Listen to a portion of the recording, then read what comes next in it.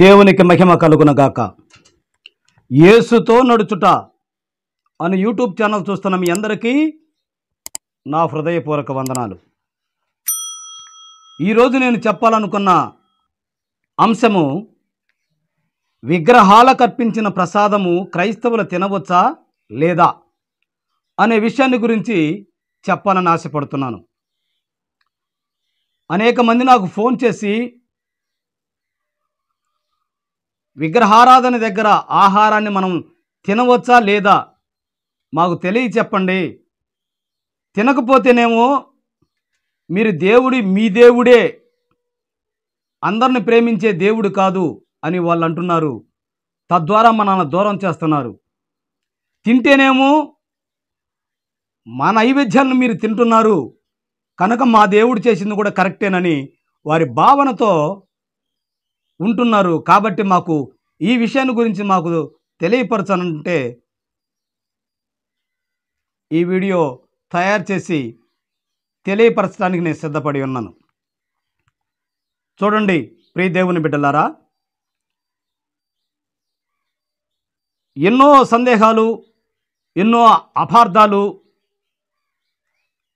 ఈ విగ్రహారాధన గురించి, ప్రసాదాన్ని గురించి రకరకాల ఆలోచనలు ఉన్నాయి. ఒకసాటేమో తినవచ్చు అని రాయబడి ఉంటుంది, ఇంకొక చాటేమో అసలు తినకూడదు, దూరంగా ఉండాలని రాయబడి ఉంటుంది. దేవుని చిత్తం ఎలా అనేది గురించి, ఎలా మనం దీనికి సొల్యూషన్గా మనం ముందుకెళ్దామనే దాని గురించి బైబిల్ గ్రంథం నుంచి కొన్ని వచనాలు మనం తెలుసుకొని ముందుకెళ్దాం. కొరింథీయులకు రాసిన మొదటి పత్రిక 10వ అధ్యాయము 14వ వచనంలో ఒక చక్కని మాట రాయబడింది. కాబట్టి సహోదరులారా, విగ్రహాలకు దూరముగా పారిపోవుడి. విగ్రహాలకి దూరంగా ఉండాలి. విగ్రహాలు కానిస్తే దూరంగా వెళ్ళిపోవాలి. మనం దూరముగా పారిపోవుడి అంటున్నారు.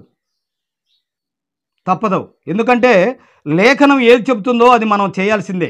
క్రైస్తవులమైన మనం అందరం కూడా, నేనే దేవుడిని ఆకాశమందు కానీ, భూమి యందు కానీ, భూమి కింద నీళ్ళు యందు కానీ ఏ రూపమును నువ్వు చేసుకొని సాగిలపడకూడదు అని లేఖనాలు మనకు తెలియచెప్తున్నాయి. కాబట్టి విగ్రహాలకి ఎంత దూరంగా ఉంటే అంత మంచిది. ప్రియ దేవుని బిడ్డలారా, మరి దూరంగా ఉంటే మంచిది అంటున్నారు. దూరంగా ఉంటే మరి క్రైస్తవులు గిరిగీసుకొనే బ్రతుకుతున్నారు అని అంటున్నారు కదయ్యా.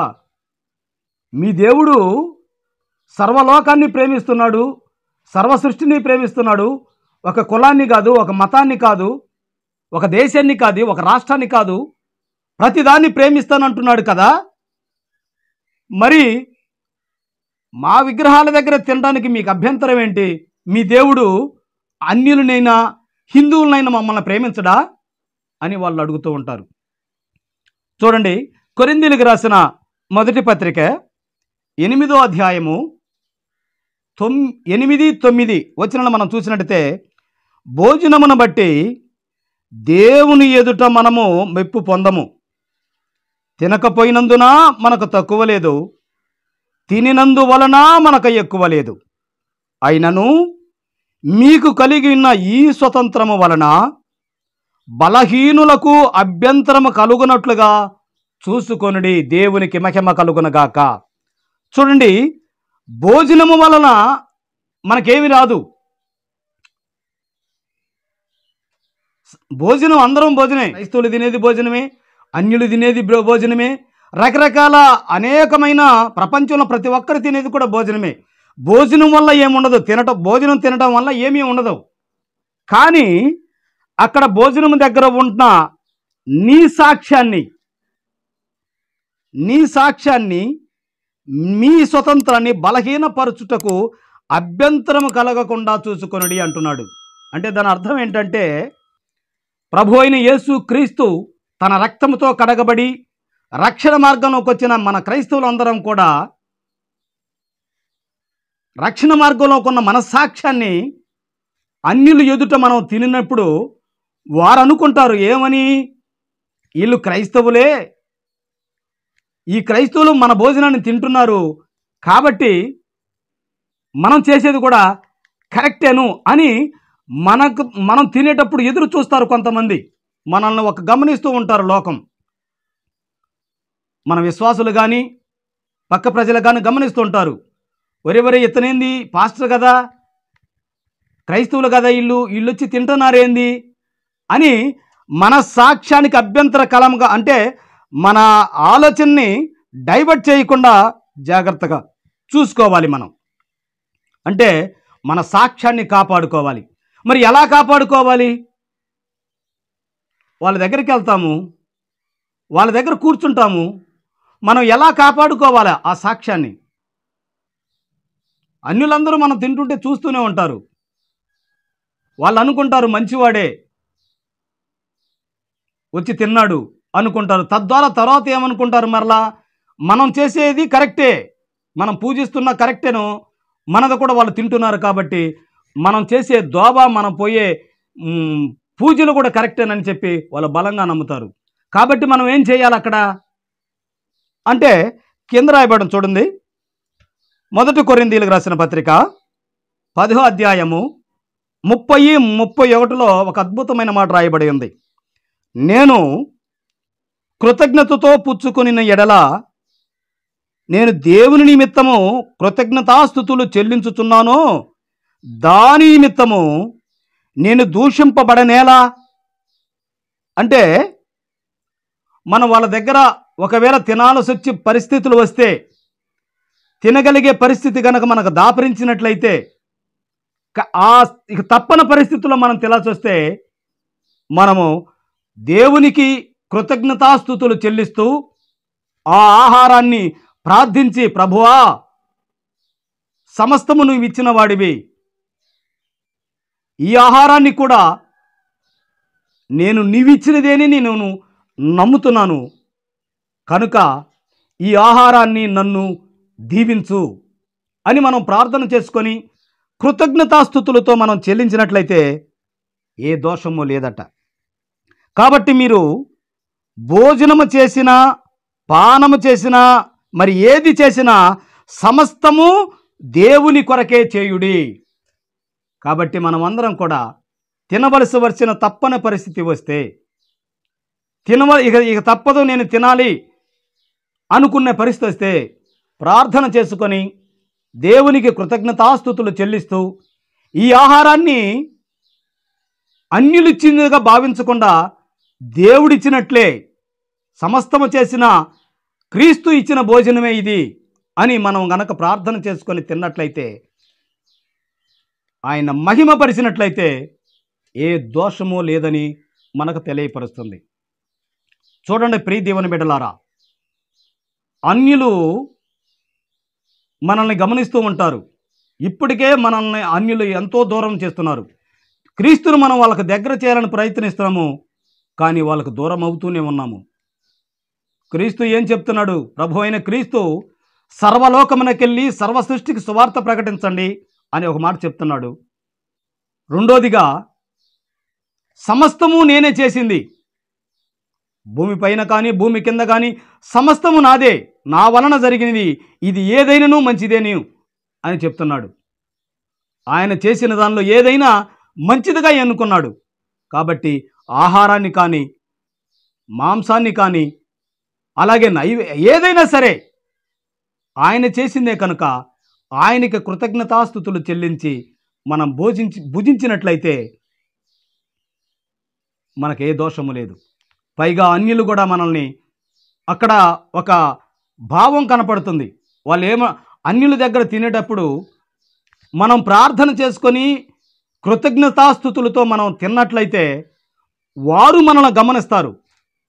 ఆహా, వీళ్ళు క్రైస్తవులు, ఈ భోజనాన్ని వాళ్ళు ప్రార్థన చేసుకొని తిన్నారు, నేను పిలిచినందుకు వచ్చినందుకు క్రైస్తవులు కూడా చాలా మంచివారే, ప్రేమ కలిగిన హృదయం కలిగిన వారే కనుక వారు మన దగ్గరకు రావడానికి ఒక దారి ఏర్పడుతుంది. తద్వారా మనం సువార్తను వాళ్ళకి చిన్నగా ప్రకటిస్తూ దేవుని చెంతకై చేర్చటానికి గొప్ప అవకాశంగానే మనం భావించవచ్చు. అయితే మనం పెడద్దరంగా కానీ మన మాటలు ఉప్పు వలె ఉండాలి. సాదృశ్యంగా మాట్లాడాలి వాళ్ళతోటి మమైకమై ప్రేమ, కరుణ, జాలి కలిగి మాట్లాడాలి. మా దేవుడే కాదు, అందరికీ దేవుడేను, సర్వలోకాన్ని ప్రేమిస్తున్న దేవుడేను. కాబట్టి మనమందరం కూడా వారి దగ్గరకు పోయినా, తినవలసి వచ్చిన పరిస్థితి వస్తే కృతజ్ఞతాస్తుతులు చెల్లిస్తూ ప్రార్థనతో మనం కనుక ఆ భోజనం తిన్నట్లయితే ఏ సమస్య కానీ లేదు అని నేను చెప్పడం కాదు, కానీ లేఖనాలు మనకు తెలియపరుస్తున్నాయి. చూడండి ప్రియ దేవుని బిడ్డలారా, కొరింథీయులకు రాసిన మొదటి పత్రిక 10వ అధ్యాయము 27లో కూడా ఇంకొక అద్భుతమైన మాట రాయబడింది. అవిశ్వాసులతో ఒకడు మిమ్మును విందుకు పిలిచినప్పుడు వెళ్ళుటకు మీకు మనసుండిన ఎడల వారు వడ్డించినది ఏదో దానిని గురించి మనస్సాక్షి నిమిత్తము ఏ విచారము చేయకుడి. చూడండి, ఇక్కడ ఇంకో మాట రాయబడింది. అవిశ్వాసులు అంటే హిందువులు ఒకవేళ మిమ్మల్ని విందుకు పిలిచినప్పుడు, తప్పనిసరిగా తినాలి, ఇక దారి లేదు అనుకున్నప్పుడు వాళ్ళు వడ్డించిందేదో మనం దాని మీద దృష్టి పెట్టకూడదు. దేవునికి ఇది వడ్డించారు, దేవుని నైవేద్యము అని మనం ఆలోచించకూడదు, దాని మీద దృష్టి పెట్టకూడదు. ఇది ప్రభు అయిన క్రీస్తు మనకి ఇచ్చిన ఆహారమే అని ప్రార్థిస్తూ మనం దాన్ని కృతజ్ఞతాస్తుతులు చెల్లిస్తూ తినాలి. అలా తినండి అని చెప్పి బైబిల్ వాక్యం మనకు తెలియపరుస్తుంది.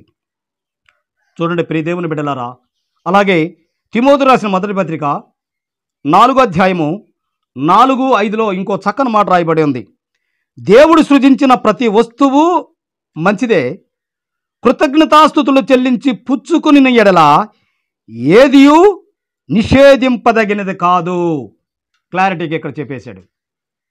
ఒకవేళ అన్యుల దగ్గర పోయి నువ్వు తినవలసి వస్తే ప్రతి వస్తువు మంచిదే. ప్రతి వస్తువు అంటే బియ్యం కానీ, బేడలు కానీ, ఆహారం ఏదైనా సరే, ఏ ఆహారమైనా మంచిదే.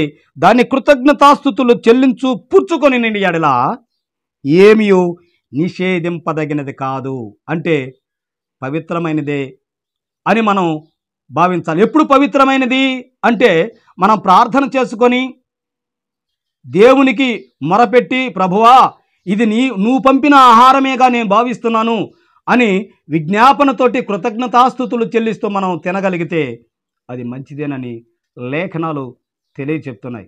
ప్రియ దేవుని బిడ్డలారా, ఇలాంటి విషయాల్లోనే అనేక మంది దూరం అయిపోతున్నారు. తద్వారా దేవుని సువార్తను కూడా దూరం చేస్తున్నాం. దీని గురించే అనేకమైన పోరాటాలు జరుగుతున్నాయి, అనేకమైన కొట్లాట్లు కూడా జరుగుతున్నాయి. సువార్తకు పోయినప్పుడు, సువార్త ప్రకటించేటప్పుడు అనేక మంది మనల్ని దూషిస్తున్నారు. కారణం ఏంటంటే వారు ప్రభు అయిన క్రీస్తు మానవ రూపాన్ని ఎందుకు ధరించుకున్నాడు? దేవుడు ఇక్కడ చేస్తే మనకు అమలుపరచదా?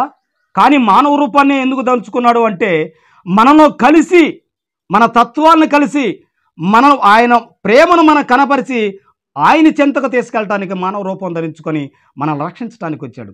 అలాగే మనం కూడా క్రీస్తు ప్రేమను అనేక మందిని చేరవేయాలంటే ముందు ప్రేమతో వాళ్ళ దగ్గరకు వెళ్ళాలి. ప్రేమతో వాళ్ళ దగ్గరికి వెళ్ళినప్పుడు మనం వాళ్ళకి సువార్తను ప్రకటించడానికి గొప్ప అవకాశం కలుగుతుంది. తద్వారా సువార్తను ప్రకటించి అనేక మందిని దేవుని చెంతగా చేర్చడానికి మనం అందరం కూడా ప్రయత్నం చేయాలి. అట్టి కృప మనందరికీ కలుగునుగాక. ఆమేన్.